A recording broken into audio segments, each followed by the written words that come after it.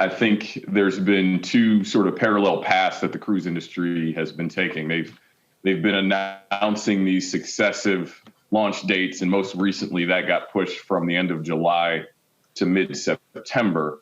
But those are, for all intents and purposes, placeholders at this point. A lot needs to happen between now and these ships setting sail.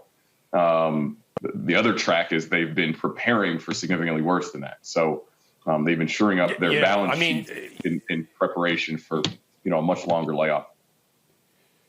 James, a lot of these case spikes that we are seeing in Arizona, Texas, and Florida are being blamed, of course, on being inside. It's basically their winter. Everybody's back inside with the windows closed because it's so hot. They're cranking the AC, and if they're going to bars, everybody's kind of whatever. Cruise lines do kind of appear to be floating bars and floating restaurants, the same things that are being re-shut down right now. Is there any way possible, and I'll ask Seema the same question right after this, to socially distance on a cruise ship other than pulling out a sleeping bag and maybe, going to sleep on the Lido deck outside? Yeah, I think they're working towards that very question. And I think whenever they open back up, it is going to be a look and feel for these cruise ships. I think it's probably safe to say there's going to be a capacity limit. What exactly that is, maybe 50% of normal capacity. So they're going to be spreading people out, from room to room. I think it's also safe to say that they're going to be using their largest ships to accomplish that with the lower break-even points, right? In some instances, only need to have these ships 30% full to generate a profit. And in a lot of instances, the largest ships, the newest ships, also have the most public space per passenger, which should also help with those social distancing efforts. Seema, what are the CEOs saying?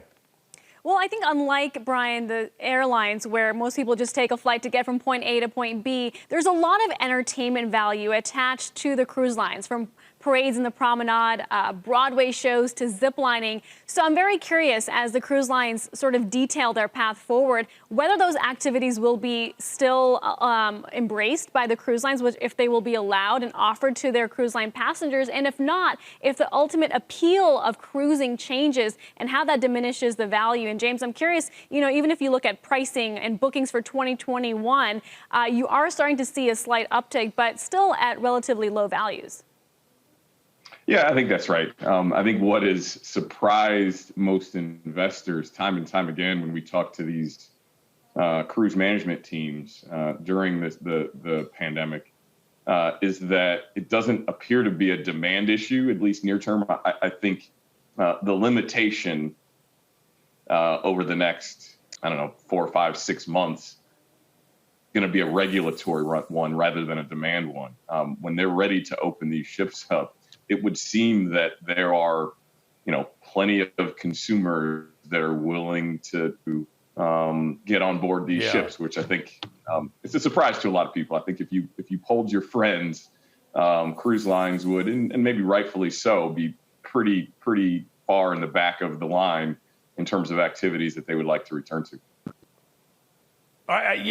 Honestly, not to be whatever anecdotal, my parents were scheduled for a cruise in May for their 50th anniversary, and that got obviously bumped, and they sort of rebooked for November. I was like, guys, what do you think? And they said, well, the ship's sold out, so we better jump in soon, which I kind of found surprising, James. But you mentioned, really interesting, the regulatory word.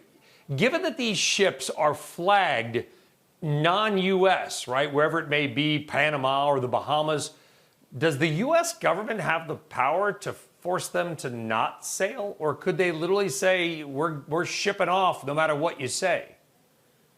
Oh, no, they absolutely. The CDC has a significant amount of power with respect to allowing these ships to resume operations. And that is ultimately not the only governing body, but the single most important governing body.